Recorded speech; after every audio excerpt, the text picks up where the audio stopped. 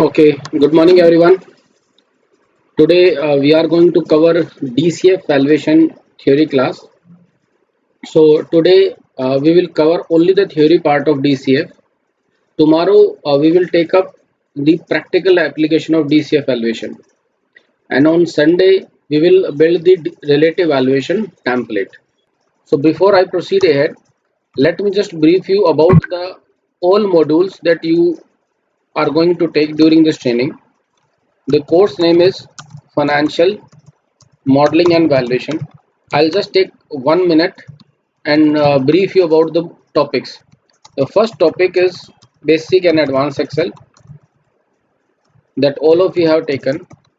Second topic is Financial Statements. Okay, let's say Introduction to Financial Statements. Then third topic is Financial Modeling. Within financial modeling, you will make 3 financial models, starting with oil and gas model for US company. Second topic is auto sector for Indian company, and third is real estate construction model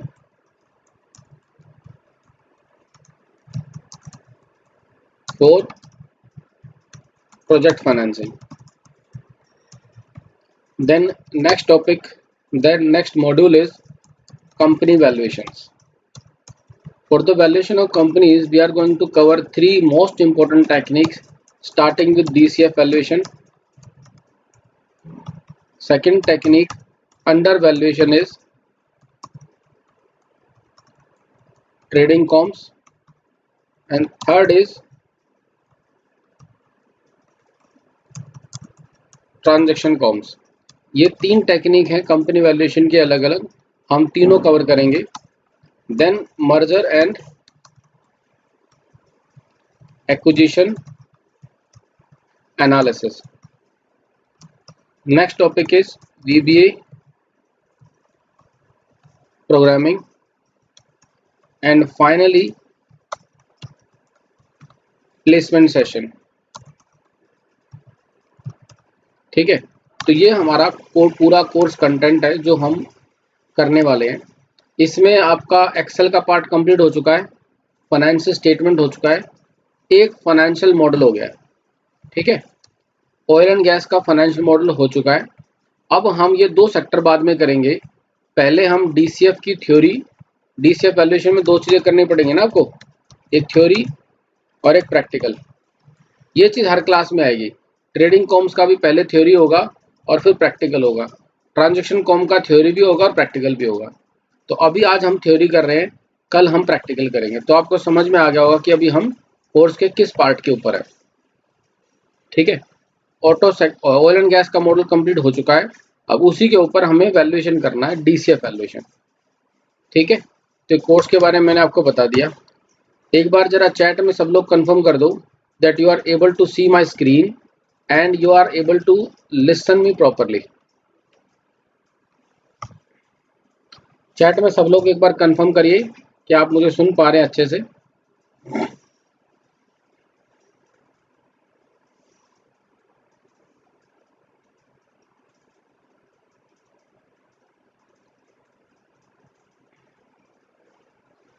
ठीक है, आप अपने आप को all time mute पे रखेंगे. कोई query होती है आपकी तो चैट में डाल देंगे, मैं पढ़ के उसका आंसर करूंगा. ठीक है, और अपने पास एक नोटपैड और पेन जरूर रखें, क्योंकि बहुत कुछ है जो मैं लिखने वाला हूं, उसको नोट करना जरूरी है. नोट नहीं करेंगे तो कुछ याद नहीं रहेगा. ठीक है, तो वैल्यूएशंस क्या होता है? वैल्यूएशन, जो भी मैं लिखूंगा सब कुछ आपको नोट करना है, ये ध्यान रखिएगा. It is the process to determine the current worth of any business, or you can say company. किसी भी कंपनी या बिजनेस की करंट वर्थ निकालने की प्रोसेस को हम क्या कहते हैं? वैल्यूएशन कहते हैं। For the valuation of company there are techniques.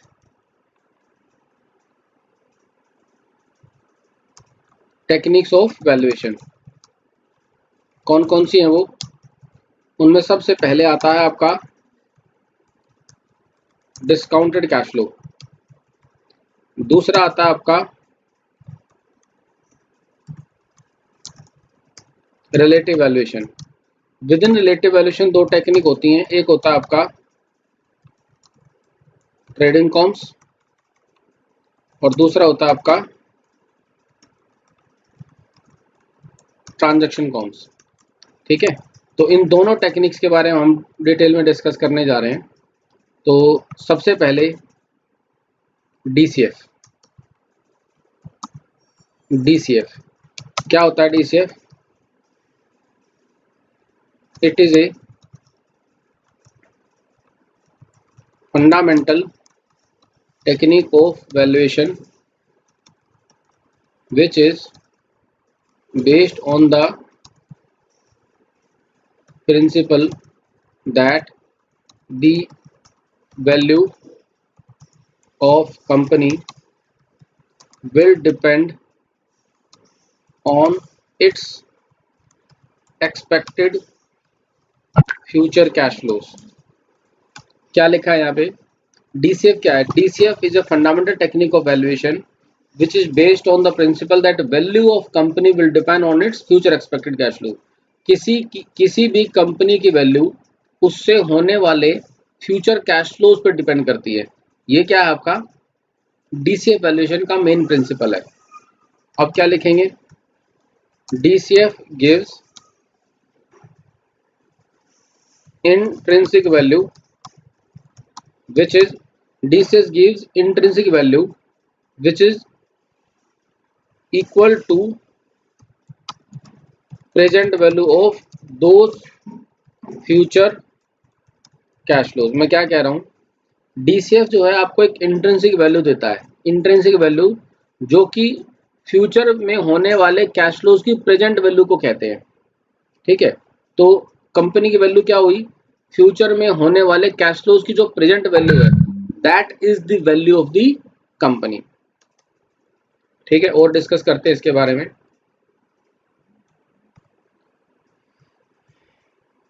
Second technique क्या आपकी? Relative valuations. डीसीएफ को डिटेल में डिस्कस करेंगे, पहले एक बार तीनों टेक्निक्स के बारे में 2-2 मिनट बात कर लेते हैं। तो रिलेटिव वैल्यूएशन क्या है?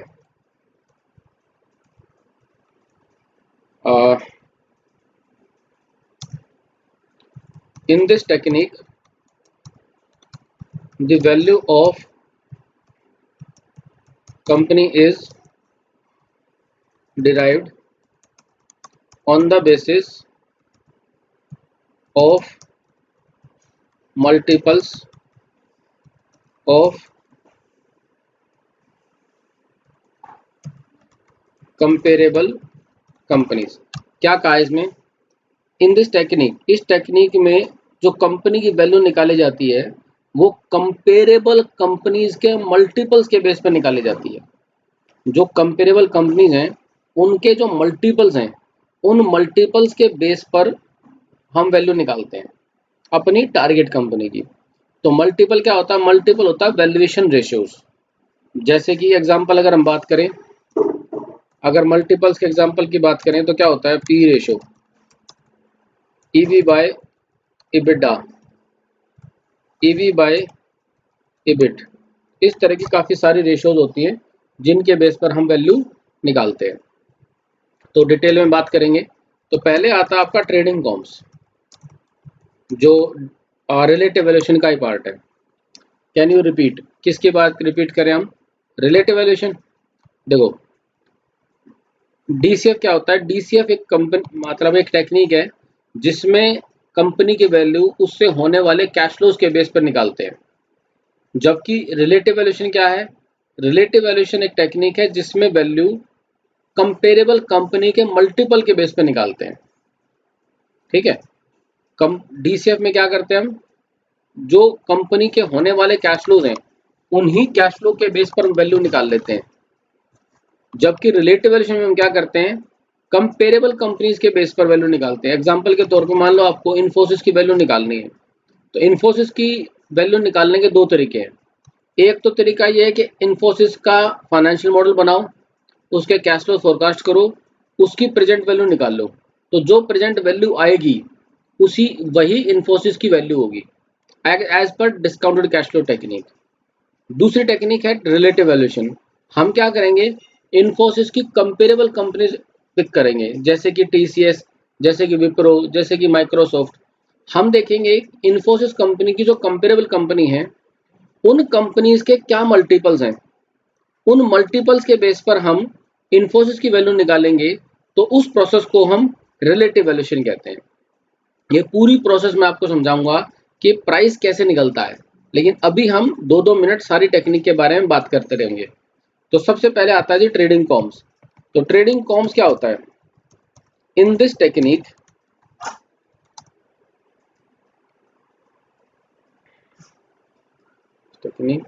the value of company is derived on the basis of multiples of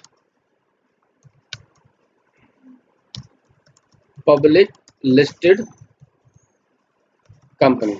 इस टेक्निक में कंपनी की वैल्यू हम उन कंपनीज के बेस पे निकालते हैं जो लिस्टेड है, जो करंटली जो लिस्टेड कंपनीज हैं उन कंपनीज के बेस पर हम अपनी कंपनी की वैल्यू निकालते हैं, तो उसे हम ट्रेडिंग कॉम्स कहते हैं।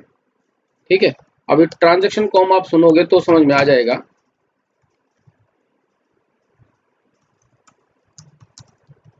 ट्रांजैक्शन कॉम, इसमें हम क्या करते हैं, in this technique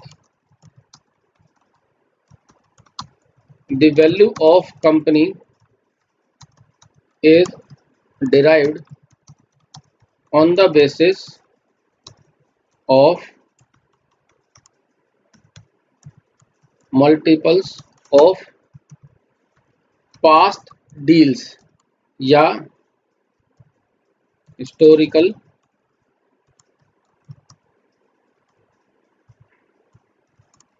transactions।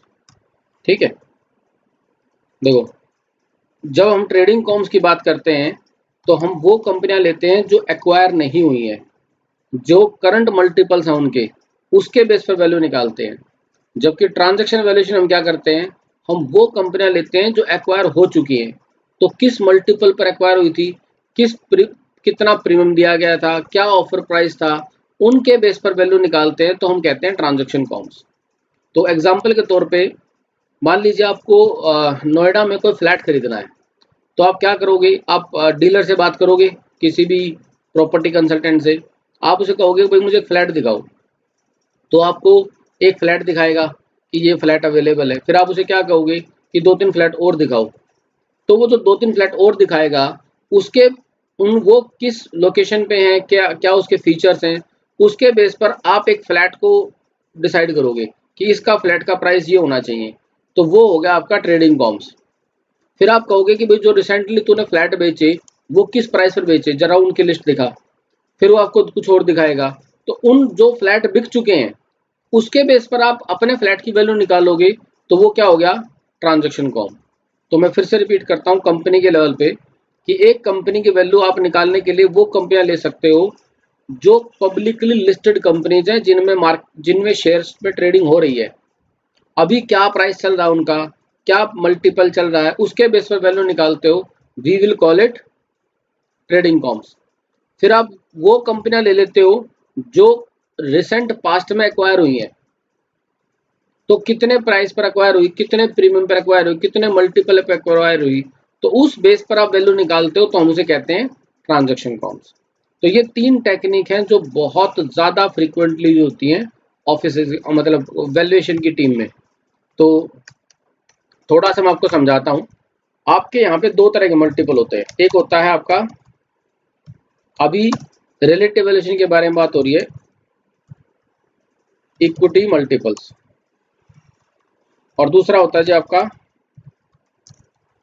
Enterprise value multiples.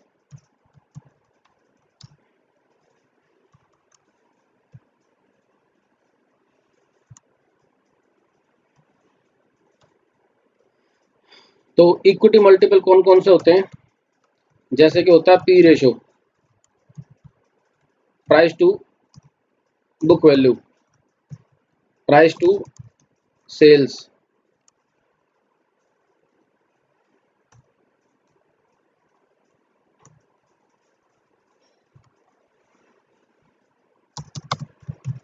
Price to cash flow. ये आपके कौन से मल्टीपल हैं, ये सारे आपके इक्विटी मल्टीपल्स हो गए। ठीक है, अब अगर एंटरप्राइज वैल्यू की मल्टीपल की बात करें तो उसमें क्या आएगा, EV by EBITDA, EV by EBIT, EV by sales, EV by cash flows. तो ये अलग अलग मल्टीपल्स हैं। 4 मल्टीपल मैंने इस तरफ लिख दिए और 4 मल्टीपल मैंने इस तरफ लिख दिए। तो जब मैं यहाँ कहता हूँ कि प्राइस टू ईपीएस, तो प्राइस पर शेयर है और आपकी अर्निंग पर शेयर है। प्राइस पर share, earning per share, price पर शेयर, बुक वैल्यू पर शेयर, प्राइस पर शेयर, सेल्स पर शेयर, प्राइस पर शेयर, कैश फ्लो पर शेयर। लेकिन जब मैं यहाँ की बात करता हूँ तो यहाँ पर कहानी थोड़ी अलग है। एंटरप्राइज वैल्यू होती है टोटल फर्म की वैल्यू। ठीक है, टोटल फर्म की value divide by total EBITDA of the company, total enterprise value divide by total EBIT. तो यहाँ पर शेयर चल रहा है और यहाँ पे टोटल चल रहा है। तो आइए छोटी सी बात करते हैं कि वैल्यू कैसे निकालते हैं। मान लीजिए आपकी कोई कंपनी है, इन्फोसिस ही ले लेते हैं एक सेकंड के लिए। इन्फोसिस की वैल्यू निकालनी है तो सबसे पहले आपको क्या करना पड़ेगा, इन्फोसिस के कंपेरेबल कंपनियां लेनी पड़ेंगी।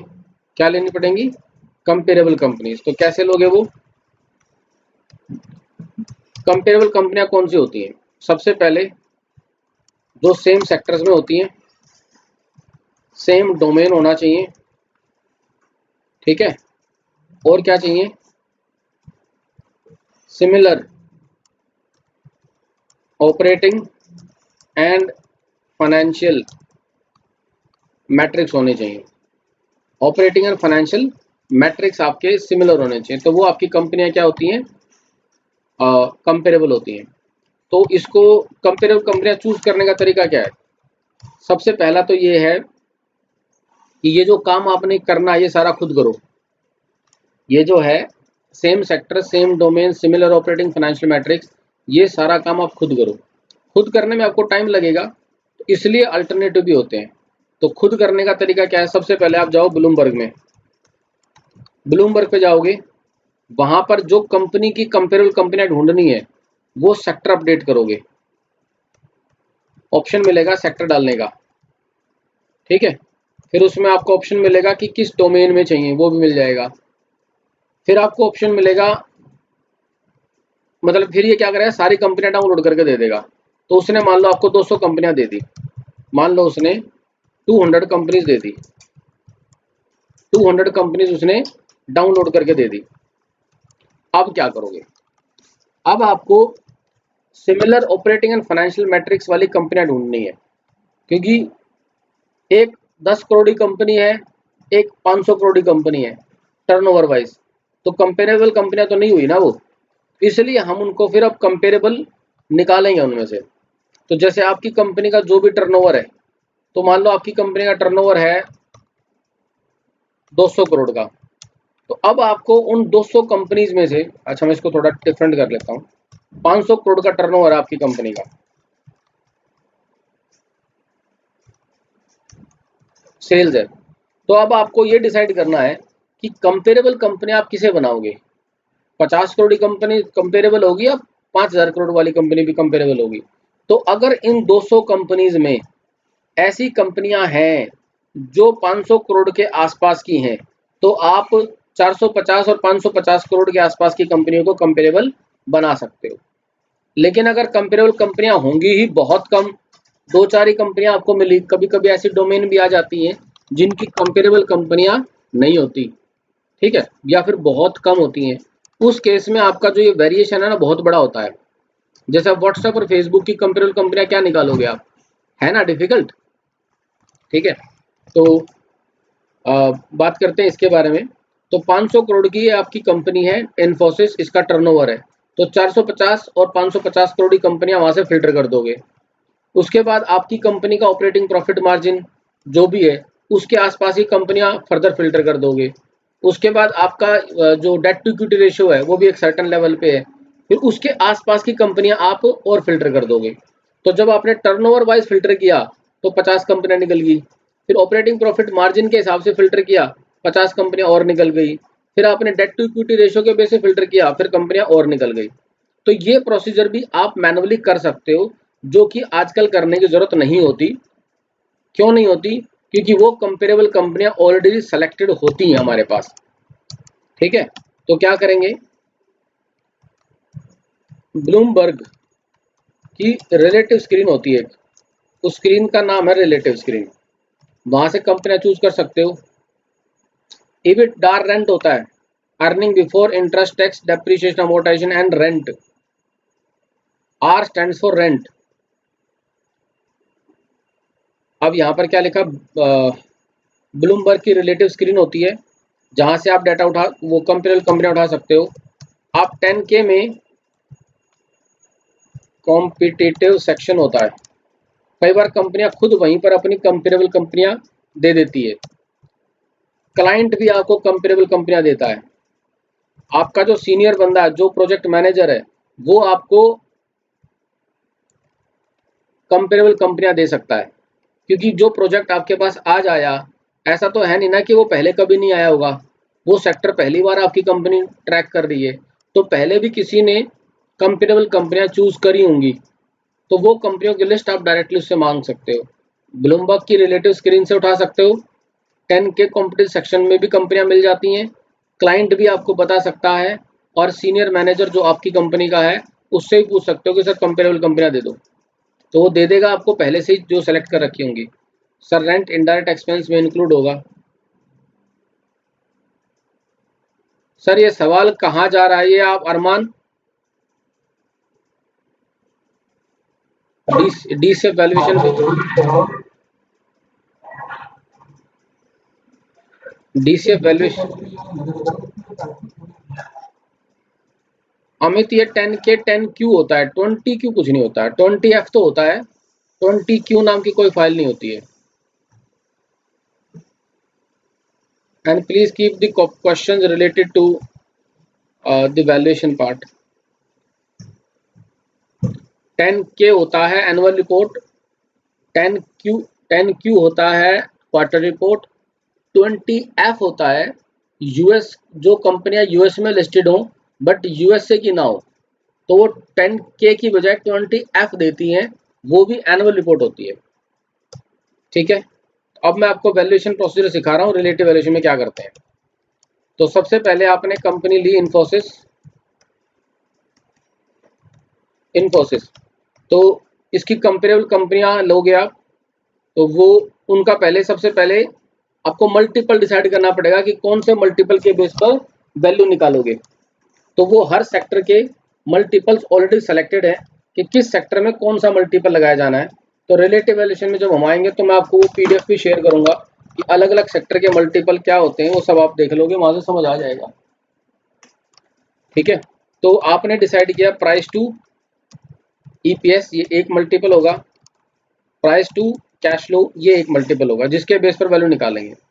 अब आप क्या करोगे, जो कंपेरेबल कंपनियां मान लीजिए X Y Z, ये 3 कंपनियां हैं, तो X का मल्टीपल 5, Y का मल्टीपल 6 और Z का मल्टीपल 7। तो अब क्या हुआ, आपकी जो कंपेरेबल कंपनियां हैं उनके तीनों के मल्टीपल आपने निकाले, तो अब जो एवरेज आएगा, एवरेज मल्टीपल,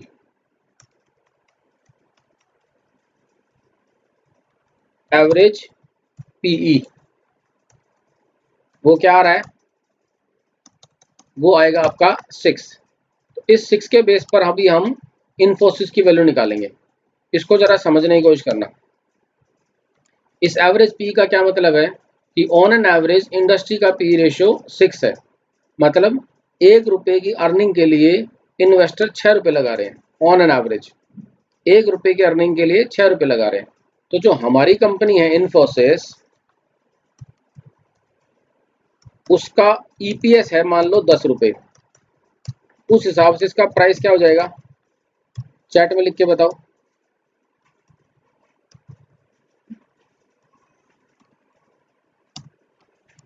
60 रुपीज, बिल्कुल सही। तो जैसे आपने प्राइस टू ईपीएस के बेस पर वैल्यू निकाली, वैसे ही अब हम प्राइस टू कैश फ्लो के बेस पे करेंगे। तो इसका मल्टीपल क्या है, मान लो 6, 7, 8, ठीक है। अब एवरेज क्या हो जाएगा इसका, 7 हो जाएगा। इसका मतलब क्या है, इसका मतलब ये है कि 1 रुपए के कैश फ्लो के लिए ऑन एन एवरेज 7 रुपए का इन्वेस्टमेंट हो रहा है। 1 रुपए के कैश फ्लो के लिए ऑन एन एवरेज 7 रुपए लगा रहे हैं, ठीक है। तो जो हमारी कंपनी है उसका कैश फ्लो पर शेयर लेंगे, आप इस बात को समझिए, कैश फ्लो पर शेयर वो आपका है 9 रुपए। उस हिसाब से प्राइस क्या आ जाएगा, लिख के बताओ।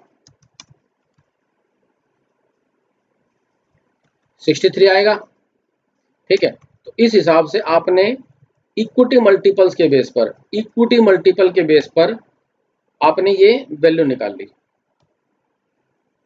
ठीक है। इक्विटी मल्टीपल्स के बेस पर आपने इन्फोसिस की वैल्यू निकाली, और इन्फोसिस की वैल्यू क्या आई, 63 से लेकर के 60 टू 63, ठीक है। आप नोट कर लीजिए यहाँ तक। अगर आपको लग रहा है थोड़ा फास्ट हो रहा है तो नोट कर लीजिए।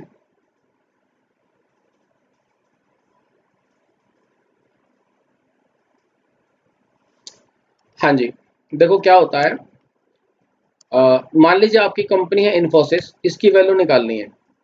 तो आपने सबसे पहले कंपेरेबल कंपनियां सेलेक्ट करी, क्लाइंट से पूछा, सीनियर मैनेजर से पूछा, ब्लूमबर्ग की रिलेटिव स्क्रीन से पूछा, या फिर कॉम्पिटिटिव सेक्शन से उठा लिया। तो कुल मिला के पास आपके पास ये 3 कंपनी आ गई, एक्स वाई जेड। तो कंपनी एक्स की पी रेशो निकाली आपने 5, प्राइस टू ईपीएस, सीएफ मतलब कैश फ्लो पर शेयर, 6 मतलब वाई का पी रेशो, 7 मतलब कंपनी जेड का पी रेशो। तो एवरेज पी रेशो क्या आएगी आपकी, 6। इस 6 का क्या मतलब है, 1 रुपए की अर्निंग्स के लिए ऑन एन एवरेज इंडस्ट्री में हम 6 रुपए लगा रहे हैं। तो मुझे वैल्यू किसकी निकालनी है, इन्फोसिस कंपनी की। इन्फोसिस कंपनी का जो अर्निंग पर शेयर है वो है 10 रुपीज। तो इस हिसाब से 1 रुपए के लिए हम 6 रुपए लगा रहे हैं, 1 रुपए की अर्निंग के लिए 6 रुपए लगा रहे हैं। तो 10 रुपए की अर्निंग के लिए क्या लगाना पड़ेगा, 60 रुपए, ठीक है। अब अगर हम बात करें प्राइस टू कैश फ्लो, मान लिया कंपनी एक्स का प्राइस टू कैश फ्लो है 6 रुपीज, कंपनी वाई का कैश फ्लो पर शेयर है 7 रुपीज, कंपनी जेड का कैश फ्लो पर शेयर है 8 रुपीज। तो ये एवरेज कितना आया, 7। इस 7 का क्या मतलब है, 1 रुपए के कैश फ्लो के लिए ऑन एन एवरेज हम 7 रुपए लगा रहे हैं, ये इसका मतलब है। तो हमारी जो कंपनी है इन्फोसिस, उसका जो कैश फ्लो पर शेयर है वो है 9 रुपए। कैश फ्लो पर शेयर मान लिया 9 रुपए है, उस हिसाब से प्राइस कितना आएगा, 63 रुपीज। तो ये मैंने आपको बताया pricing mechanism, pricing technique under relative valuation, ठीक है। नोट कर लीजिए एक बार इसको।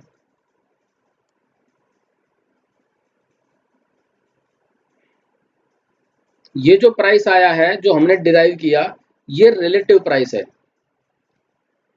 ये जो प्राइस हमने डिराइव किया, this is called relative price. Relative price का मतलब हमने जो कैलकुलेट किया है रिलेटिव वैल्यूएशन में, उस हिसाब से वो रिलेटिव प्राइस है। अगर मैं डीसीएफ लगा करके प्राइस निकालता तो इंट्रिंसिक प्राइस होता। यहाँ पर 3 प्राइस हो रहे हैं, एक तो मार्केट प्राइस जो कंपनी का एग्जैक्ट करंट मार्केट प्राइस है, एक ये रिलेटिव प्राइस जो हमने निकाल लिया कि भी हमारे हिसाब से इसका प्राइस अब ये होना चाहिए। अब मार्केट प्राइस चल रहा है मान लो 50 रुपए, तो हमें अभी 50 रुपए चल रहा है और होना चाहिए हमारे हिसाब से 60 रुपए। तो आप रिकमेंड करोगे कि शेयर बाय कर लो, क्योंकि लगभग 20% का अपसाइड पोटेंशियल है, 50 रुपए से 60 रुपए जा सकता है, ठीक है। अगर मार्केट का प्राइस 70 रुपये है और आपने जो प्राइस निकाला वो 60 रुपये निकाला, उस हिसाब से हमें क्या लगेगा, भैया प्राइस ना मार्केट में ज़्यादा चल रहा है, होना चाहिए 60 के आसपास, तो अगर आपने खरीद रखा है तो बेच दो उठा के। ठीक है,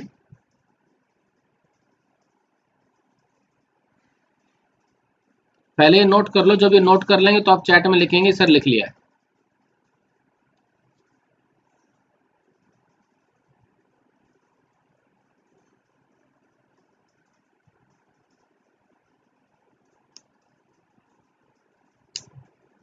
हाँ जी, ये शेयर का प्राइस निकाल रहे हैं हम। जब हम प्राइस की बात करते हैं, शेयर प्राइस की बात करते हैं, तो हम कंपनी के शेयर प्राइस की बात कर रहे हैं कि कंपनी का शेयर प्राइस इस टेक्निक के हिसाब से इतना होना चाहिए।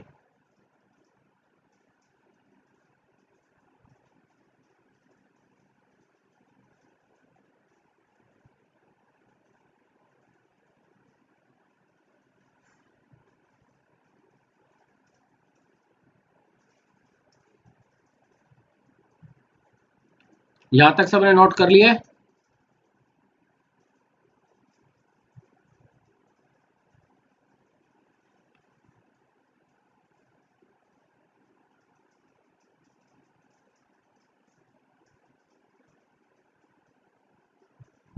अब आप इसको नोट कर लीजिए।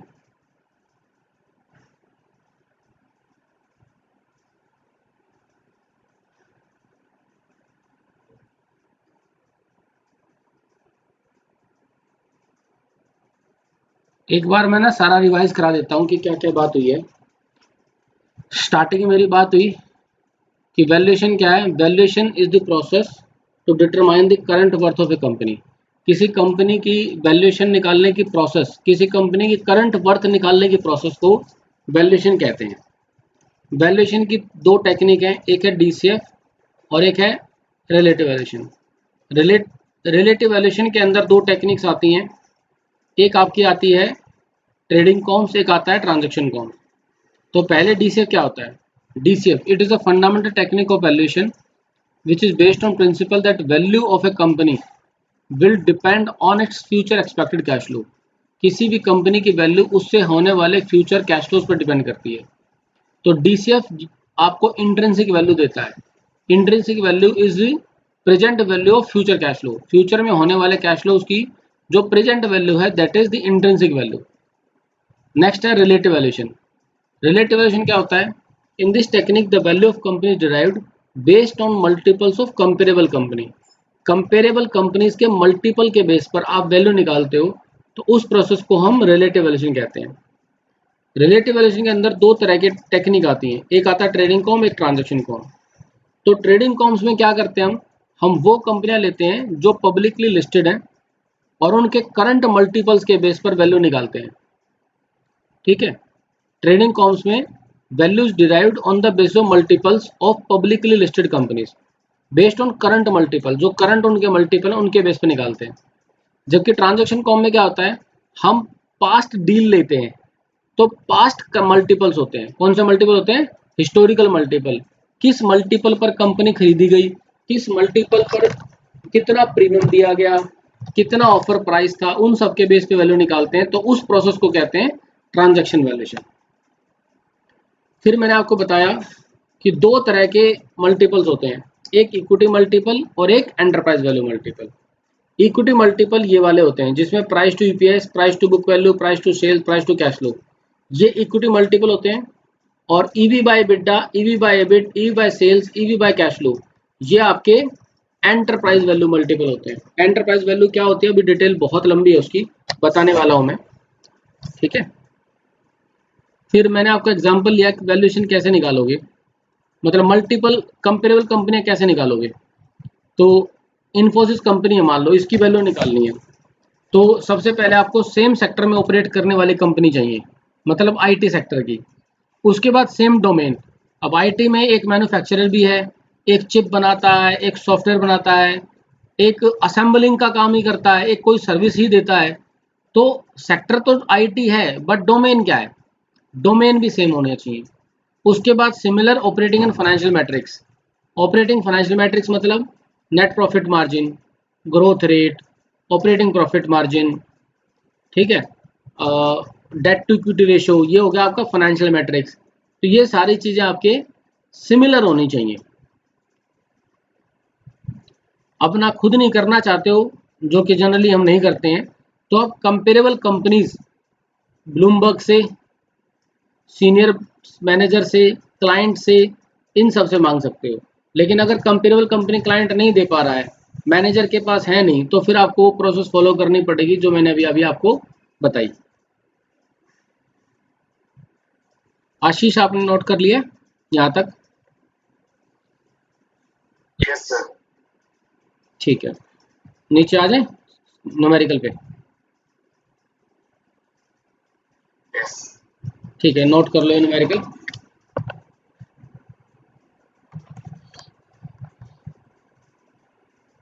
तो यहाँ पर मैंने आपको बताया, मान लो इन्फोसिस कंपनी की वैल्यू निकालनी है, तो सबसे पहले मल्टीपल डिसाइड करने पड़ते हैं कि कौन से मल्टीपल के बेस पर आप वैल्यू निकालोगे। तो प्राइस टू ईपीएस और प्राइस टू कैश फ्लो, ये दो इंपॉर्टेंट मल्टीपल है इस सेक्टर के लिए। तो कंपेरेबल कंपनियां निकाली एक्स, वाई और जेड, इनके मल्टीपल कैलकुलेट किए 5, 6 और 7, एवरेज निकाला मल्टीपल 6। इस एवरेज का मतलब क्या है कि 1 रुपये की अर्निंग के लिए हम 6 रुपये लगा रहे हैं।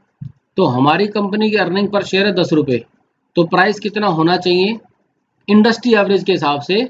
60 रुपीज़। कभी भी सिंगल मल्टीपल के बेस पर वैल्यू आएगी तो उस पर डिपेंड नहीं करेंगे, हमें दूसरा मल्टीपल भी यूज़ करना पड़ेगा। तो जैसे कि प्राइस टू कैश फ्लो, तो ये हमने तीनों कंपनियों के मल्टीपल कैलकुलेट किए, तो एवरेज 7 आया। 1 रुपये के कैश फ्लो के लिए हम 7 रुपये लगा रहे हैं, तो हमारी कंपनी का कैश फ्लो है 9 रुपये, तो प्राइस कितना आया? 63। तो हमारी जो प्राइस रेंज है वो 60 से 63 रुपये के आसपास है। ठीक है, तो ये हमारी वैल्यूएशन आएंगी। अब जो एंटरप्राइज वैल्यू मल्टीपल है उससे कैसे वैल्यू निकालते हैं, तो उसके लिए पहले आपको एंटरप्राइज वैल्यू को समझना पड़ेगा। शुरू करें।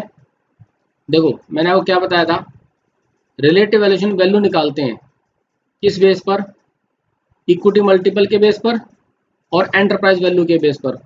इक्विटी मल्टीपल से वैल्यू कैसे निकालते हैं वो जस्ट मैंने आपको समझाया।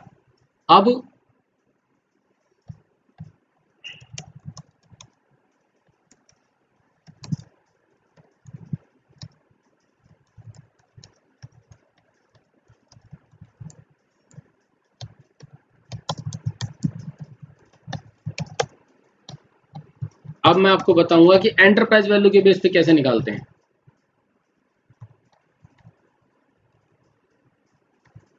ठीक है, उससे पहले आपको समझना होगा कि एंटरप्राइज वैल्यू एक्चुअली होता क्या है। What is enterprise value? It represents the true cost या फेयर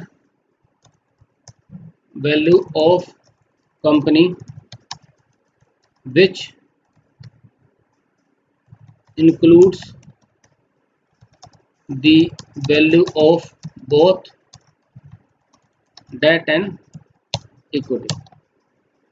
ठीक है, ये क्या कहता है? It represents the true cost of company which includes the value of both debt and equity। ठीक है, एंटरप्राइज वैल्यू के अंदर दोनों चीजें इंक्लूड होती हैं, डेट भी और इक्विटी भी। इस एंटरप्राइज वैल्यू को समझने के लिए मैं आपको एक एग्जांपल दे रहा हूं। मान लीजिए आपको एक घर खरीदना है। क्या खरीदना है? होम। तो उस घर की कीमत आपने क्या दी? मान लीजिए 500 के। ये किसको पे किया आपने? उसके ओनर को। तो ये उसकी क्या बन गई? इक्विटी। इक्विटी बन गई ना। फिर इसी घर के ऊपर मान लीजिए लोन था। लोन कितने का था? 2000 के। तो अब घर के मालिक कौन है? घर के मालिक अब आप है। तो इस घर को कौन पे करेगा? इस घर का जो लोन है वो कौन पे करेगा? आप ही तो पे करोगे।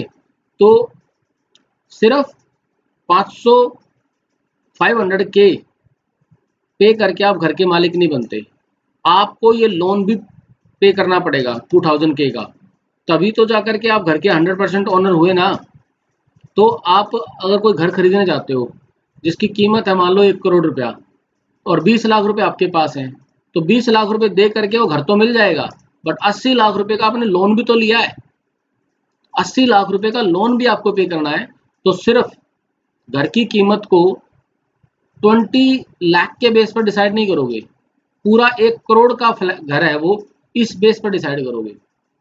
तो वैसे ही अगर कंपनी खरीदने जा रहे हो तो उसकी इक्विटी वैल्यू तो जरूरी है, लेकिन उसके साथ साथ उसके ऊपर लोन आउटस्टैंडिंग कितना है वो भी देखना है, क्योंकि पूरी कीमत ये है 500 प्लस 2000। तो आपको क्या करना पड़ेगा, इसको प्लस करना पड़ेगा, ठीक है। लेकिन अब क्या हुआ, मान लो इसके अंदर, घर के अंदर कोई ब्रांडेड एसी रखा हुआ है। क्या रखा हुआ है? Branded AC. तो आप अगर चाहो तो उस ब्रांडेड एसी को 50K में बेच करके लोन उतार सकते हो। तो ये उसका क्या माना जाएगा? कैश, ठीक है। तो उस हिसाब से घर की एंटरप्राइज वैल्यू क्या बन के आई आपके सामने? घर की एंटरप्राइज वैल्यू आएगी 2450K। This will represent the enterprise value. एक बार इसको नोट करिए। यस एवरीवन, नोट कर लिया यहाँ तक?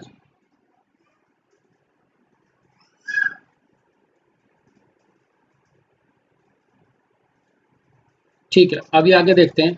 ये जो एग्जांपल अभी लिया है ना होम का, इसी एग्जांपल को हम अभी कंपनी के लेवल पे अप्लाई करके देखेंगे। कैसे करेंगे? हम क्या करने जा रहे हैं, एंटरप्राइज वैल्यू कंपनी की। तो कैसे कैलकुलेट करते हैं उसका पूरा कंप्लीट फॉर्मूला लिखने जा रहा हूं मैं। एंटरप्राइज वैल्यू, सबसे पहले आपको लेने पड़ेंगे बेसिक शेयर्स।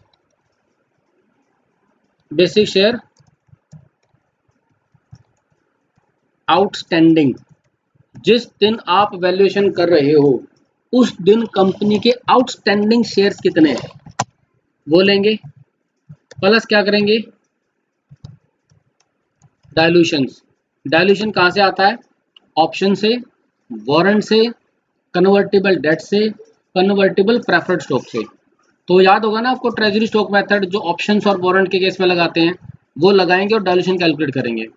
और मैंने आपको बताया था इफ कन्वर्टेड मेथड लगाते हैं कन्वर्टेबल डेट और कन्वर्टेबल प्रेफर्ड स्टॉक के केस में, तो वो मेथड भी यहाँ लगाएंगे और फिर डायलूशन आएगा। इसको फिर हम क्या करेंगे? टोटल करेंगे। Total diluted shares outstanding. उसके बाद multiply by market price. Market price से मल्टीप्लाई करोगे तो क्या आएगा?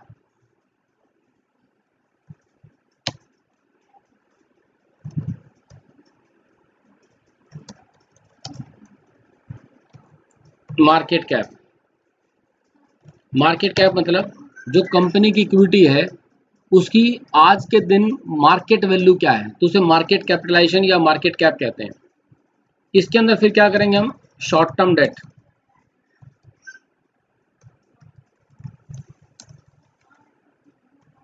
Plus long term date plus preference stock plus minority interest minus cash and cash equivalent. Sir market value of equity, जो company की equity है उसकी मार्केट वैल्यू होती है, मार्केट प्राइस के बेस पे जो निकालते हैं। फिर ये आ जाएगा, इन सब को जोड़ दोगे। देखो ये पहले जो आइटम्स है ना, ये वाले, ये प्लस होएगा, ये प्लस होएगा, ये प्लस होएगा, ये भी प्लस होगा, लेकिन ये cash and cash equivalent minus करेंगे। उसके बाद आपका आ जाएगा एंटर प्राइस वैल्यू।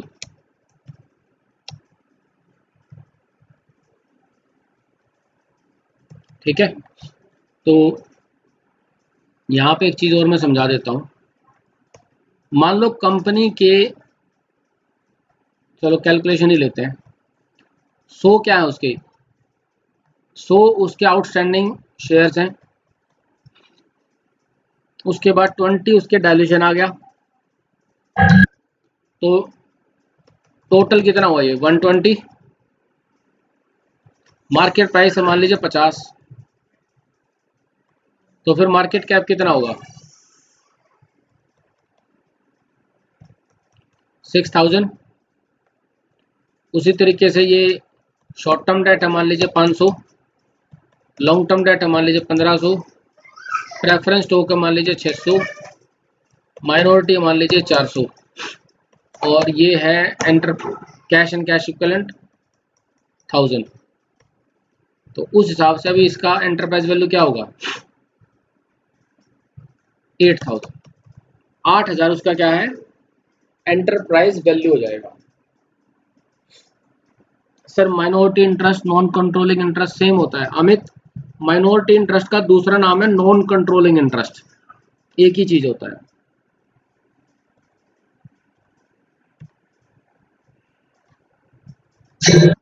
हाँ जी, So the question that I have, so the enterprise value calculate. So we are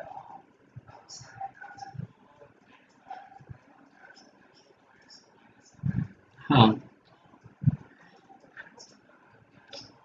मैं बताता हूँ, मैं बताता हूँ। asset ही है ना वो भी।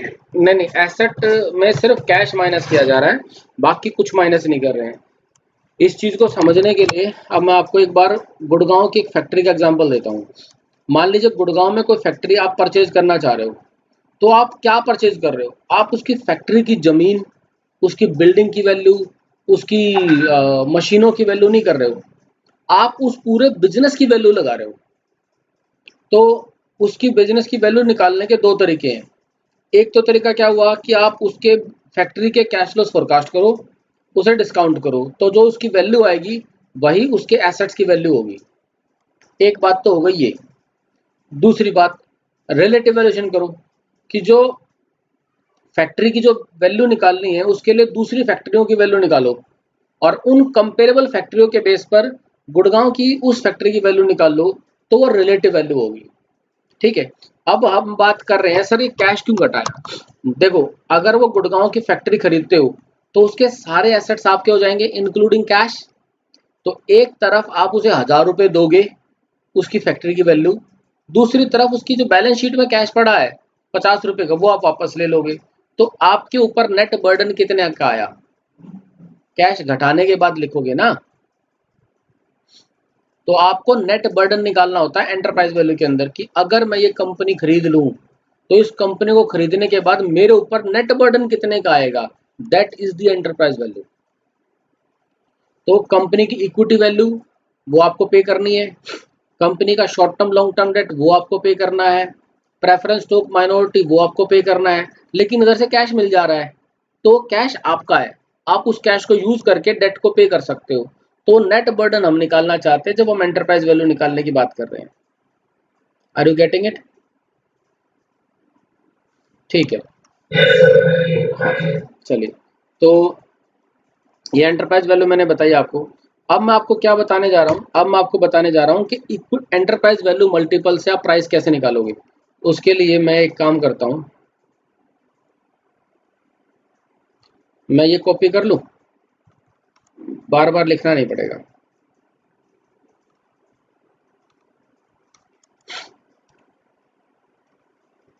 How to drive value based on enterprise value multiples. Enterprise value multiples के बेस पर वैल्यू निकालनी है, तो ये हमने क्या लिया, ईवी बाय इबिट ए। क्या लिया, ईवी बाय इबिट ए। तो जो आईटी सेक्टर होता है ना उसमें डेप्रिसिएशन इंपॉर्टेंट नहीं होता। यहां पर क्या लिया, ईवी बाय कैश फ्लोज। ठीक है, तो जो ये मल्टीपल आया ये 4 आ गया, ये 5 आ गया, और ये 6 आ गया। एवरेज क्या होगा 5। सेम यहाँ पर ये आ गया आपका 5, 6 और 7, तो ये क्या आ गया आपका एवरेज 6। अब इसको समझिए, आपकी कंपनी इन्फोसिस है, उसकी कंपेरेबल कंपनी आपने निकाल ली XYZ, इनके आपने मल्टीपल निकाल लिए 4, 5 और 6, एवरेज क्या आया 5 आया। इसका क्या मतलब है कि एवरेज EV बाय EBITDA ये 5 होगा। ठीक है, तो मतलब एवरेज लिख लो खाली, वही बहुत है।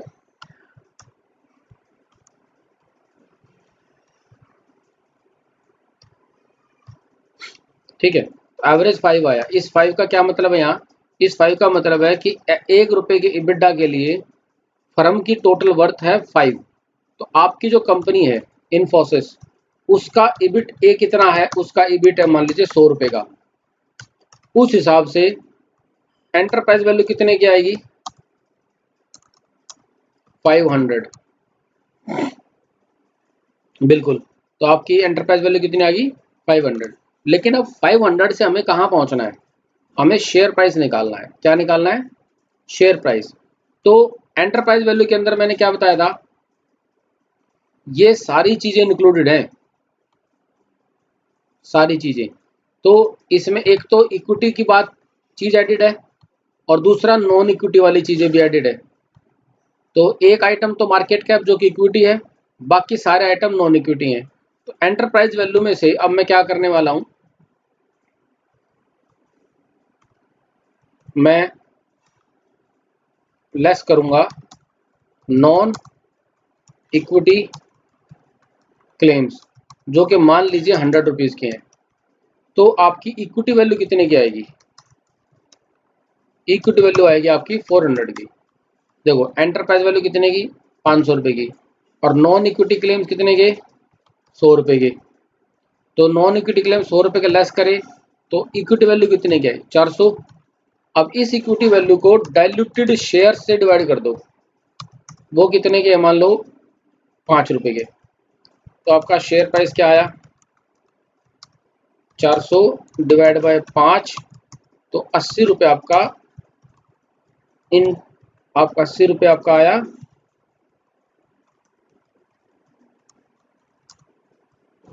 Relative price. तो इसको अभी नोट करिए आप ऊपर से।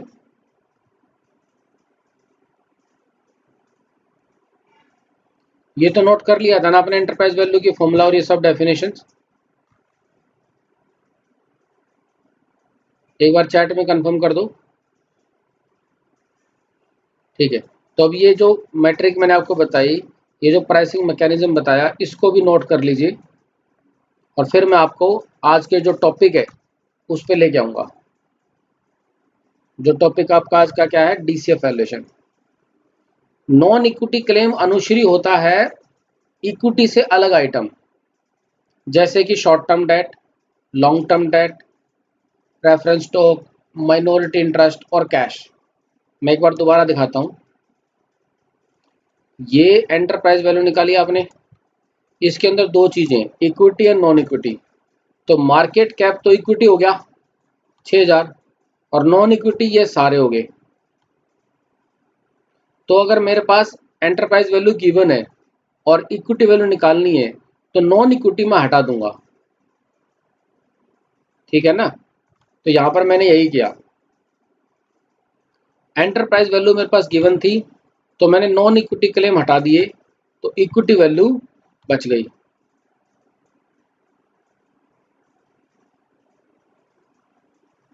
दो डायल्यूटेड शेयर से करेंगे ना हम, शेयर आउटस्टैंडिंग का कोई मतलब नहीं होता है। अगर आप इस फॉर्मूले में भी देखो, अगर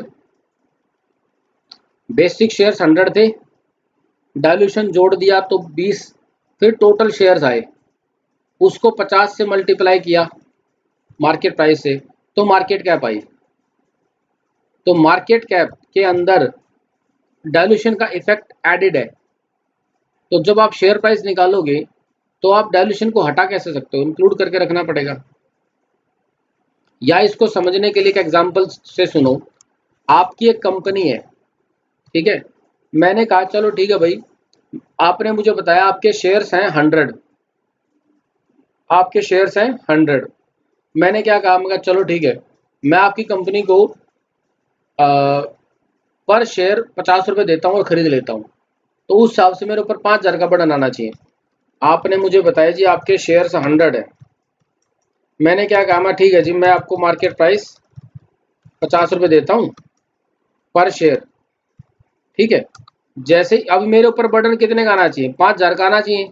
लेकिन जैसे ही अनाउंसमेंट हुई, ऑप्शंस वाले, डेट वाले सब आ गए और कन्वर्ट करा लिए, तो पहले जो आपके 100 थे, अब वो 20 और जुड़ गए, तो ये 20 की पेमेंट अब कौन करेगा, मुझे तो करनी पड़ेगी।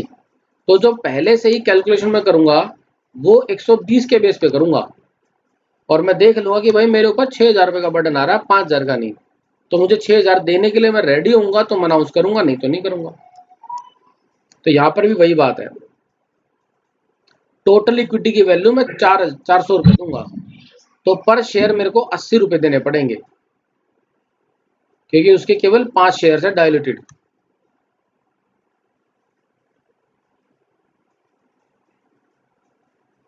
सर एक क्वेश्चन था यहाँ पे जी, सर, नॉन इक्विटी क्लेम्स है 100 के, लेकिन इसके लिए 100 का कैसे अलाइन हुए? जो कंपनी हमें नंबर लिखे हुए हैं, आपने वहीं पे कुछ कैलकुलेशन दिया। नहीं नहीं, ये तो मैंने ये वाली चीज़ समझाते टाइम ये अलग फिगर थे, ये तो अलग न्यूमेरिकल था। ये तो बता रहा था ना कि भाई वो मैं समझा रहा था आशीष जी कि एंटरप्राइज निकालने के लिए आपकी मार्केट कैप आप लोगे और सारे नॉन इक्विटी क्लेम भी लोगे, तो एंटरप्राइज वैल्यू आएगी। अब एंटरप्राइज वैल्यू मैं आपको दे दूं कि एंटरप्राइज वैल्यू इतनी है, इक्विटी वैल्यू निकालो, तो आप क्या करोगे, नॉन इक्विटी क्लेम को हटा दोगे, तो इक्विटी वैल्यू बच जाएगी। अब इक्विटी वैल्यू आ गई, सबको समझा देता हूँ मैं ये वाली बात, कोई और भी होगा ना जो नहीं समझ पा रहा होगा। तो मार्केट कैप आपकी आ गई, मैं कह रहा हूँ शेयर प्राइस निकालो, तो डायल्यूटेड शेयर से डिवाइड कर दो, तो आपका शेयर प्राइस आ जाएगा। बैक कैलकुलेशन कर रहे हैं अभी हम, ठीक है।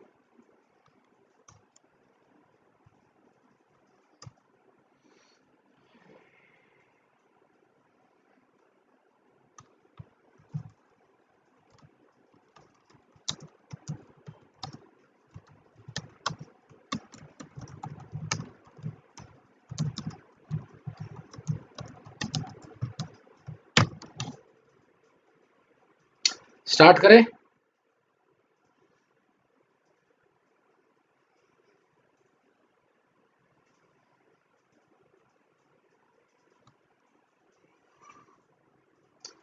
अनुश्री, आपका सवाल ये है कि सर आपने 100 क्यों अज्यूम किया, मुझे तो फिगर कुछ तो बताना ही है ना, प्रोसेस। तो जब एक्चुअल कैलकुलेशन करोगे नॉन इक्विटी क्लेम्स की, तो इसमें सारी फिगर लोगे, आपका प्रेफरेंस स्टॉक कितने का है वो लोगे, फिर आपका शॉर्ट टर्म डेट कितने का है, फिर आपका लॉन्ग टर्म डेट कितने का है, फिर आपका माइनॉरिटी इंटरेस्ट कितने का है, उसमें से कैश घटा दोगे, तो जो बचेगा वो यहाँ पे हटा लेंगे हम। तो मैंने डायरेक्ट मान लिया कि 100 का है।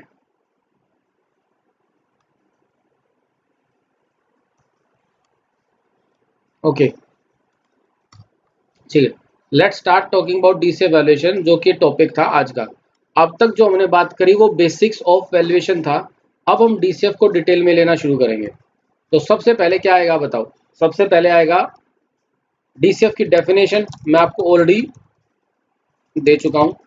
क्या है डीसीएफ की definition, it is a technique, it is a fundamental technique of valuation which is based on the principle that value of company will depend on its future expected cash flow। किसी भी company की value उससे होने वाले future cash flows पर depend करती है। Let me just copy this.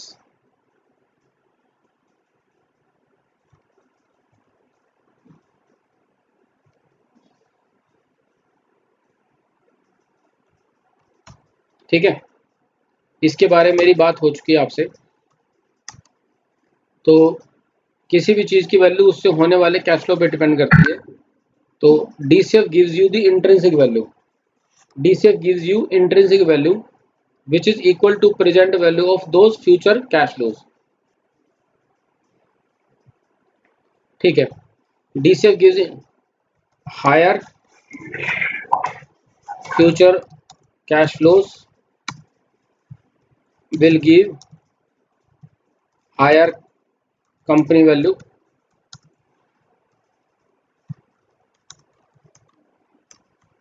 Next है आपका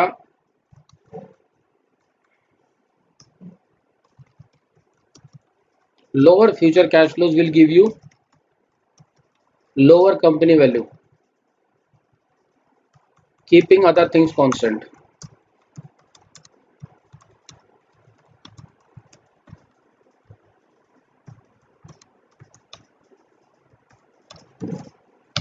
Keeping other things constant like discount rate and risk. ठीक है, किसी भी कंपनी के कैश फ्लो से होने वाली वैल्यू उसके डिस्काउंट रेट पर भी डिपेंड करती है। ठीक है, तो करेंगे बात इन सब के बारे में। तो अब आ जाते हैं हम डीसीएफ के मॉडल्स के ऊपर कि डीसीएफ में क्या क्या मॉडल्स होते हैं। डीसीएफ मॉडल्स या अप्रोचेस, तो उनमें सबसे पहला होता है आपका फ्री कैश फ्लोज, दूसरा आपका होता है डिविडेंड, साथ साथ नोट करिए, डिविडेंड डिस्काउंट मॉडल, और आपका एक तीसरा मॉडल होता है इकोनॉमिक वैल्यू एडेड मॉडल, एक और होता है आपका adjusted present value model,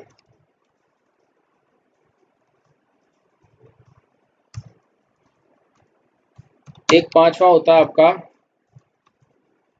residual income models. इनमें से जो सबसे ज़्यादा प्रैक्टिकली यूज़ करते हैं हम फ्री कैश फ्लो मॉडल ही यूज़ करते हैं, और हम क्लास में भी इसी के बारे में बात करेंगे।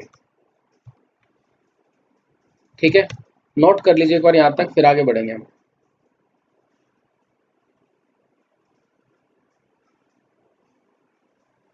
Everyone noted?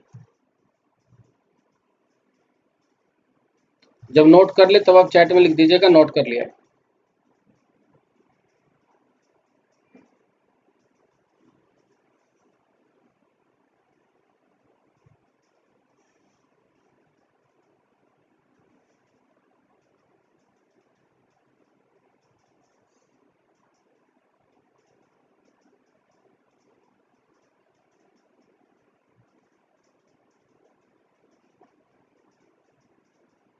ठीक है, तो अब हम बात करेंगे फ्री कैश फ्लो मॉडल्स के बारे में।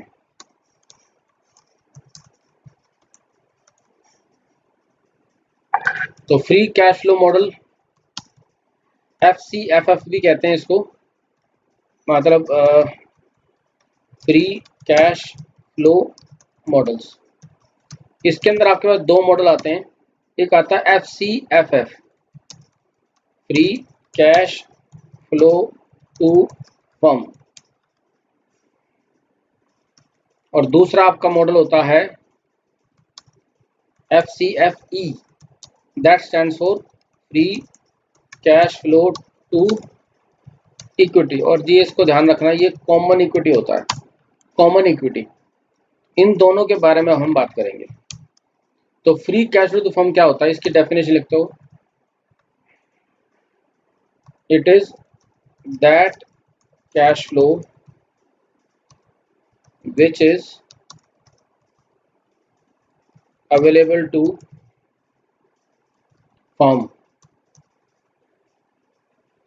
oblique all investors, ब्रैकेट में debt plus equity plus preference stock, इन सभी को कलेक्टिवली। ठीक है, it is available, it is that cash flow which is available to all investors after investing in working capital and capital expenditure. ठीक है, क्या लिखा हमने, free cash flow to the firm is that cash flow which is available to all investors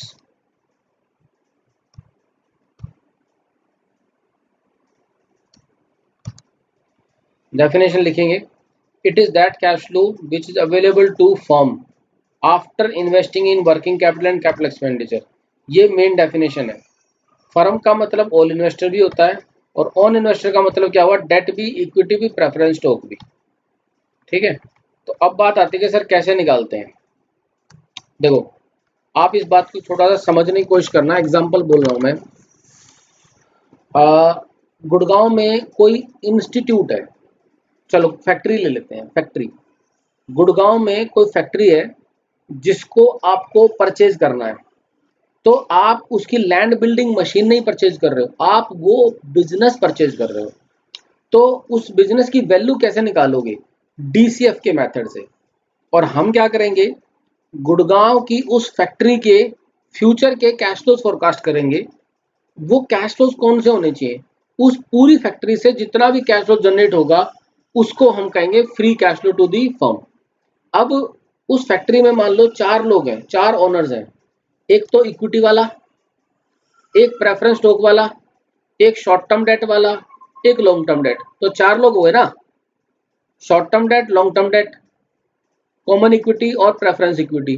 तो आपको इस बात से कोई मतलब नहीं है कि इसके ऑनर कौन है, आपको ये देखना है कि ये जो फैक्ट्री है, इस फैक्ट्री से फ्यूचर में मुझे कितने कैश फ्लो जनरेट होंगे अगर मैं इसे खरीद लेता हूं तो, और वो जितने भी कैश फ्लो फ्यूचर में जनरेट होंगे उनकी जो प्रेजेंट वैल्यू होगी मैं तो उतने पैसे दूंगा।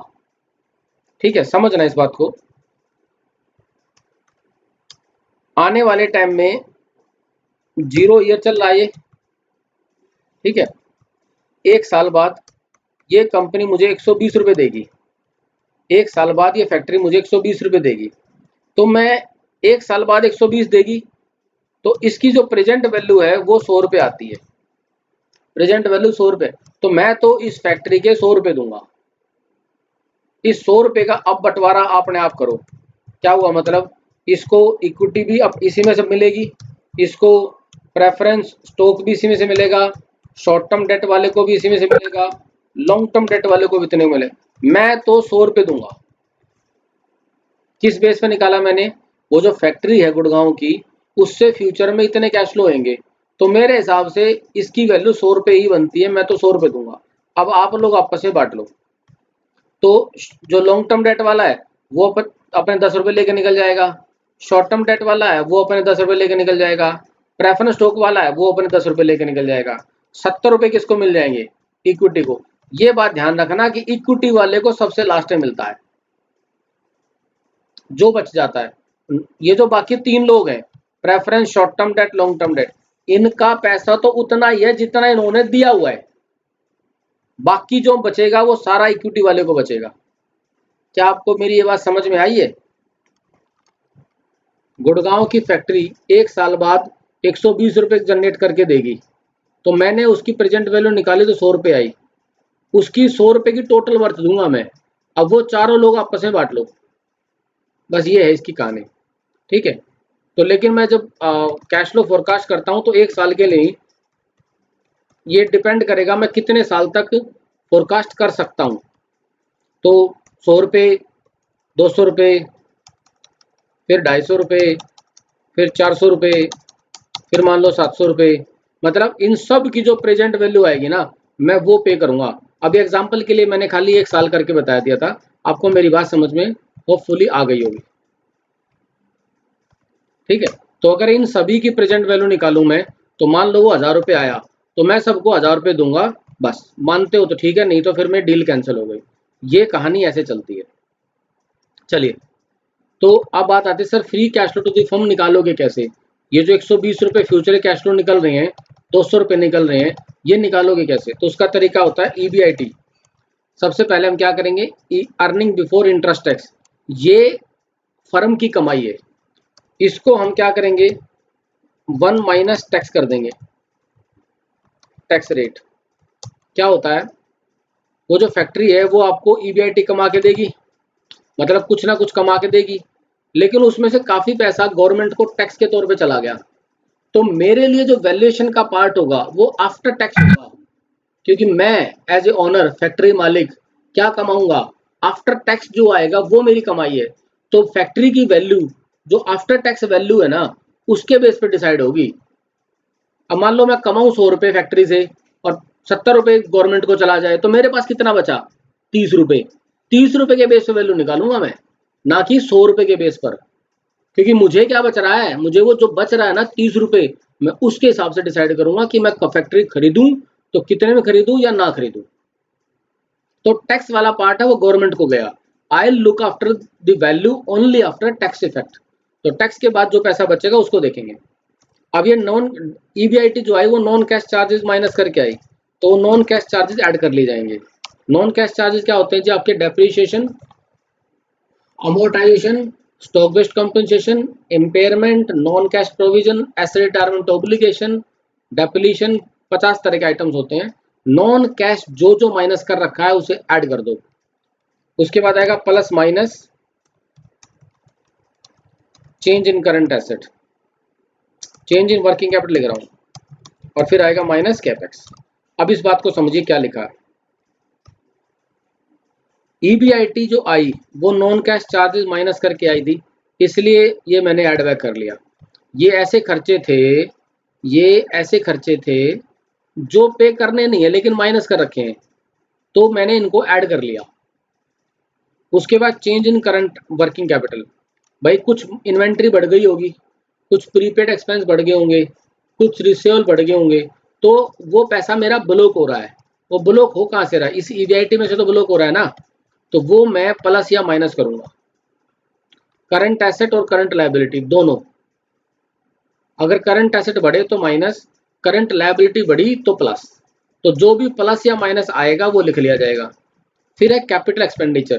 कैपिटल एक्सपेंडिचर क्या हुआ भाई? कंपनी को चलाए रखने के लिए, फैक्ट्री को चलाए रखने के लिए मशीनें खरीदनी पड़ेंगी, ठीक है, और बिल्डिंग वगैरह भी है वो तोड़ के दोबारा बनानी पड़ सकती है, ठीक है, तो रिप्लेसमेंट कॉस्ट भी आती है, वो सारा कैपेक्स में जाता है, तो वो भी हमें माइनस करना पड़ेगा, ठीक है। तो ये इससे जो कैलकुलेट होकर के आएगा, that will give you free cash flow to firm. हाँ जी, हमें फुल अमाउंट एप्रिसिएशन का, फुल अमाउंट अमोर्टाइजेशन का ऐड करना पड़ेगा। भाई एक बात समझो ना, मैं इसको डिलीट कर दूंगा जो लिख रहा हूँ। सेल्स कंपनी की आई 200, एक्सपेंस माइनस करे 50, और डेप्रीशिएशन अमोर्टाइजेशन माइनस कर दिया 20, तो मेरा अभी जो प्रॉफिट वगैरह जो आया, मान लो ईबीआईटी आया, कितने का आया? 130 रुपए का। समझ रहे हो ना मेरी बात? देखो ये 130 तो मेरे पास है ही है भाई साहब, ये 20 रुपए भी तो मेरे पास हैं डेप्रीशिएशन के, तो मैं 130 रुपए के बेस पे वैल्यूएशन निकालूंगा, मैं प्लस 20 भी करूंगा, तो क्योंकि मेरे पास 150 रुपए हैं। लेकिन जो ये सेल्स आई इसमें से कुछ वो होगा रिसीवेबल्स, तो 130 रुपए में से 15 रुपए माइनस करूंगा कि नहीं अकाउंट रिसीवेबल के, क्योंकि वो तो आया ही नहीं। उसके बाद कैपेक्स, इसमें से कुछ पैसा मैंने मशीन वगैरह खरीदने में लगा दिया, मान लो 50 रुपए मशीन में लगा दिया, तो अब ये जो पैसा बचा ना ये है फ्री वाला, जिस पैसे को मैं फैक्ट्री से बाहर निकाल सकता हूं। I am going to delete this. समझ में आ गया होगा आपको? देखो मैं अगर ईबीआईटी माइनस इंटरेस्ट कर देता हूं तो ये क्या बन गया? ये पीबीटी बन गया, राइट? पीबीटी। इसको अगर मैं पोस्ट टैक्स कर दूं 1 माइनस टैक्स रेट, तो ये क्या बन गया? प्रॉफिट आफ्टर टैक्स बन गया ना भाई, ये तो पीबीटी बन गया, इसको फिर टैक्स रेट से मल्टीप्लाई किया तो पैट बन गया। अब इसी को ओपन करते हैं तो आएगा EBIT into 1 minus tax rate, ठीक है। ये जो ईबीआईटी है इसको मैंने इससे मल्टीप्लाई कर दिया, तो यही तो बन के आएगा, ठीक है। उसके बाद इधर पैट पैट लिया और प्लस किया, ये जो इंटरेस्ट है, ये जो आपका इंटरेस्ट है, इस इंटरेस्ट को इससे मल्टीप्लाई कर दो और इक्वल से दूसरी तरफ ले जाओ,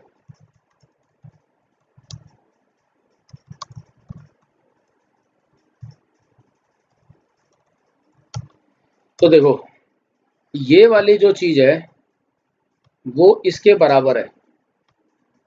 तो अगर इस इक्वेशन में देखोगे तो ये क्या है? पोस्ट टैक्स ईबीआईटी, ये इसके बराबर है, तो इसकी जगह पर मैं इसको लिखूंगा, तो इक्वेशन नंबर 2 कैसे बनेगी? Profit after tax plus interest into 1 minus tax rate. इसकी जगह मैंने इसको लिख दिया, तो ये तो आ गया, और बाकी का ये जो सारा था इसको कॉपी पेस्ट। तो ये 2 इक्वेशंस हो गई। पैट से भी कर सकते हो आप, ईबीआईटी से भी कर सकते हो, आप चाहो तो ईबिटडा से भी कर सकते हो, आप चाहो सेल से भी कर सकते हो। तो पहुंचना आपको इस वैल्यू तक है, जैसे मर्जी घूम फिर के आ जाओ। Okay sir.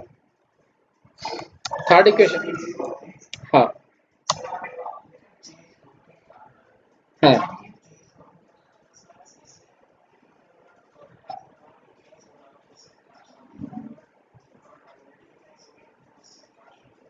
हाँ, तो नेट क्या आ रहा है तो नहीं पता ना, तो जो भी होगा नेट कर देंगे यहाँ पे।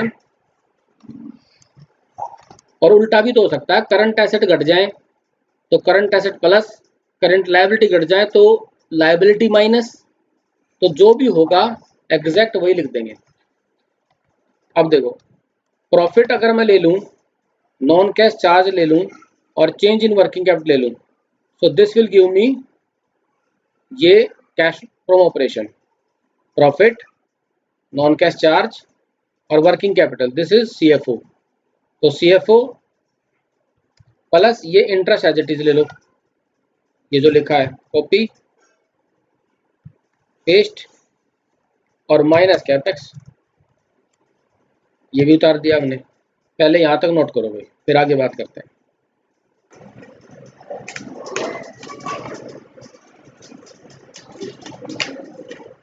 चलिए हो गया काम, अब नोट करते हैं आगे। चलो मैं लिख लेता हूँ,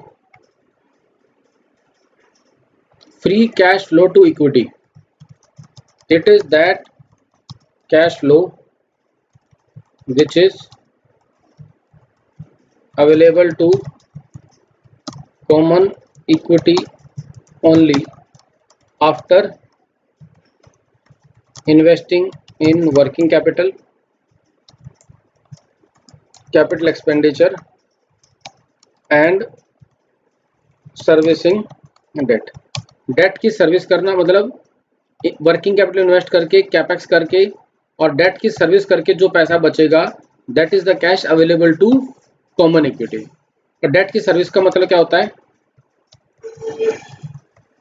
interest payment and debt repayment. मतलब डेट वालों को जो पे करना है वो सब करने के बाद जो बचेगा वो कैश है कॉमन इक्विटी वालों का। ठीक है, अब कैसे निकालते हैं? सेम कई इक्वेशन है इसके लिए भी। तो पहली इक्वेशन क्या है? Profit after tax. इसमें जब ऊपर वाले में इंटरेस्ट जोड़ रहे थे ना, अब इसमें इंटरेस्ट नहीं जोड़ेंगे क्योंकि ये माइनस करने के बाद की बात है। Non cash charges plus minus change in working capital minus capex plus minus borrowing. अगर बोरो किया तो प्लस, रीपेमेंट किया तो माइनस। ये जो आएगा ये क्या आएगा? Free cash flow to equity. ये एक इक्वेशन हो गई। Equation number 2, EBIT into 1 minus tax rate. इसके अंदर इंटरेस्ट जुड़ा हुआ था वो घटा देंगे, interest into 1 minus tax rate, फिर वही plus non cash charges plus minus change in working capital minus capex plus minus borrowing. एक तीसरी इक्वेशन लिख सकते हो कि FCFF minus interest into 1 minus tax rate और फिर प्लस माइनस बोरिंग। ये 3 इक्वेशंस आपकी एफसीएफई की, और ऊपर जो मैंने लिखवाई थी वो इक्वेशन एफसीएफएफ की। नोट करिए। फर्क केवल एक ही चीज का है, इंटरेस्ट माइनस कर दो और प्लस माइनस बोरिंग कर दो। ये 3 इक्वेशन मैंने आपको लिखवाई, तीनों इक्वेशंस नोट करिए।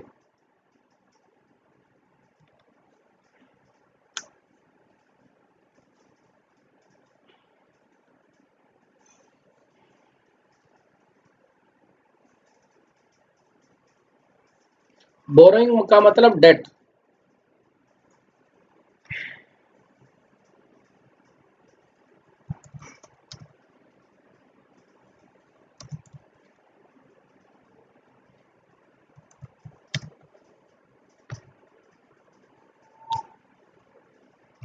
देखो FCFF के अंदर यही तो है ना, ये सारा FCFF हो गया, ये सारा कोई भी ले लो, ये सारा FCFF है। तो FCFF के अंदर इंटरेस्ट जुड़ा हुआ था, मैंने घटा दिया, और बोरिंग एडजस्ट नहीं कर रखी थी, मैंने कर दी। तो ये करने के बाद FCFE बन गया।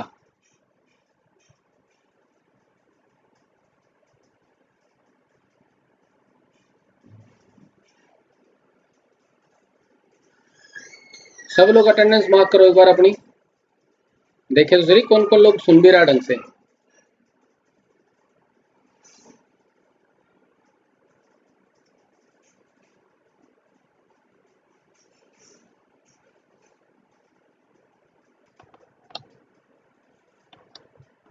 चलिए देखते हैं, दोनों नहीं एक मेथड यूज करना होता है कोई भी, और मैं बता देता हूँ free cash flow to the firm ज़्यादा यूज होता है, उसको समझाने के लिए थोड़ा टाइम दो मुझे। अभी free cash flow to the firm ज़्यादा यूज करते हैं। EBIT इंटू 1 माइनस जो टैक्स रेट है, इसको हम नो पैट भी कहते हैं, net operating profit after tax, post tax EBIT भी कहते हैं। Free cash flow to the firm, इसको हम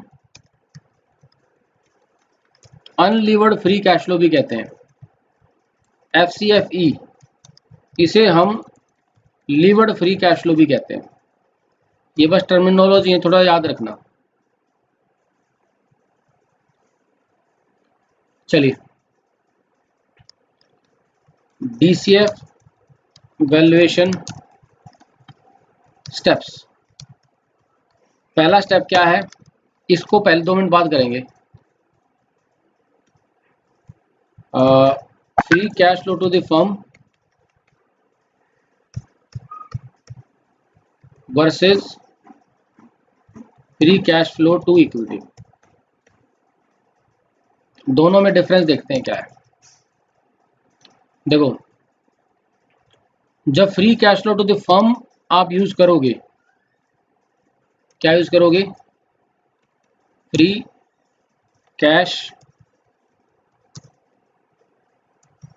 फ्लो टू फर्म या फिर फ्री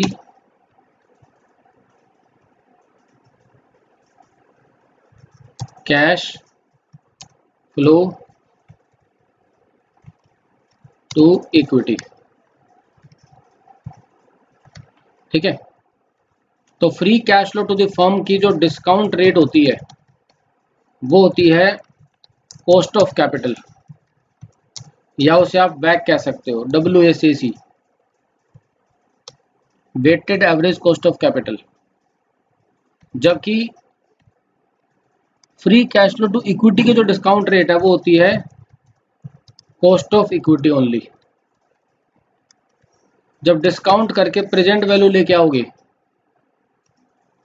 प्रेजेंट वैल्यू जब लाओगे किसकी, free cash flow to the firm को कॉस्ट ऑफ कैपिटल से डिस्काउंट करके जब नीचे लाओगे तो एंटरप्राइज वैल्यू मिलेगी।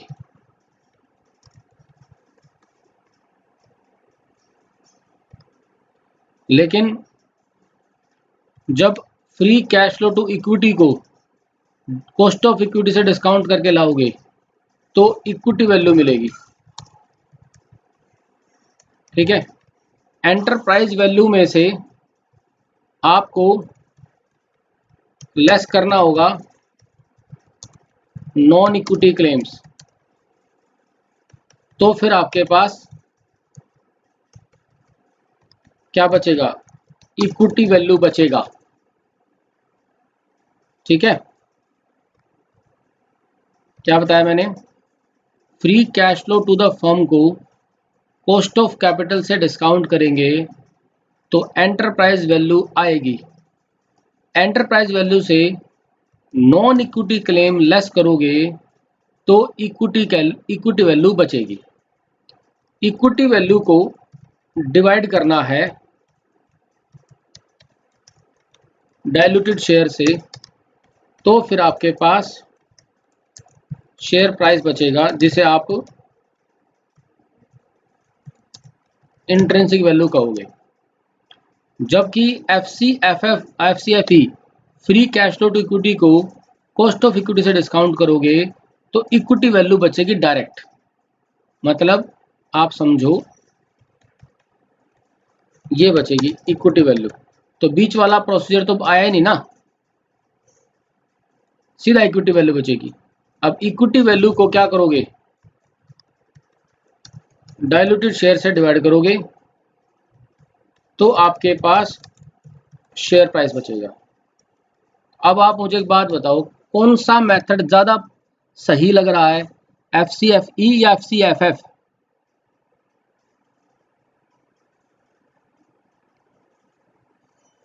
सब लोग बताओ। दीपिका एफसीएफई क्यों लग रहा है? Amit FCFE, very good. क्यों लग रहा है? एफसीएफएफ ज़्यादा अच्छा है ना। एफसीएफएफ में आपको पूरी कंपनी के पूरे कैश फ्लोज देखने को मिलेंगे और पूरी फर्म की वैल्यू मिलेगी, और यहाँ पर सिर्फ इक्विटी की वैल्यू।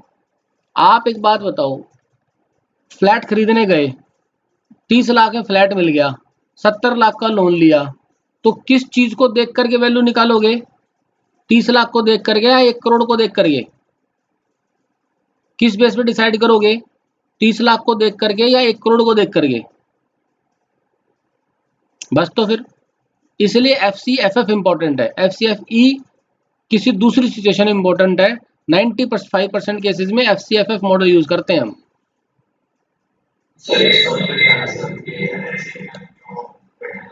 देखो मैं आप ये बता रहा था आशीष आपको, भाई फर्म के अंदर क्या हो रहा है, पूरी फर्म के कैश फ्लोज कैलकुलेट होकर के आ रहे हैं, सिर्फ इक्विटी के नहीं, डेट वालों के भी, सब कुछ पूरा फर्म देख रहे हैं। मतलब आप समझो गुड़गांव की फैक्ट्री है, उसकी वैल्यू निकाल रहे हो, तो पूरी फर्म के कैश फ्लो 100 रुपये हैं, ठीक है, लेकिन उसमें से मान लो 30 रुपये चले जाते हैं डेट वालों को, तो खाली 70 रुपये बचे। तो 70 रुपये के बेस से वैल्यू नहीं निकालनी है आपको, आपको पूरे 100 रुपये के बेस से वैल्यू निकालनी है, ताकि पूरी फर्म की कैश फ्लो जनरेटिंग कैपेसिटी का पता लगे, पूरी फर्म की वैल्यू का पता लग जाए।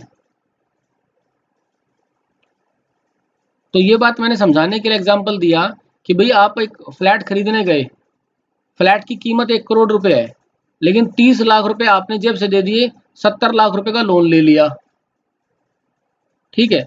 तो फ्लैट खरीदना है नहीं खरीदना है, ये 1 करोड़ रुपए के बेस पर डिसीजन होगा, ना कि सिर्फ और सिर्फ जो आप इक्विटी वैल्यू जेब से दे रहे हो 30 लाख रुपए, उसके बेस पर नहीं, पूरी वैल्यू देखनी पड़ती है। इसलिए free cash flow to the firm ज्यादा इंपॉर्टेंट है।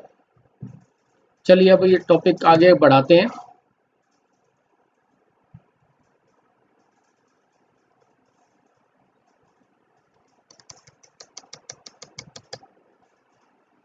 नोट कर लिया यहाँ तक सबने?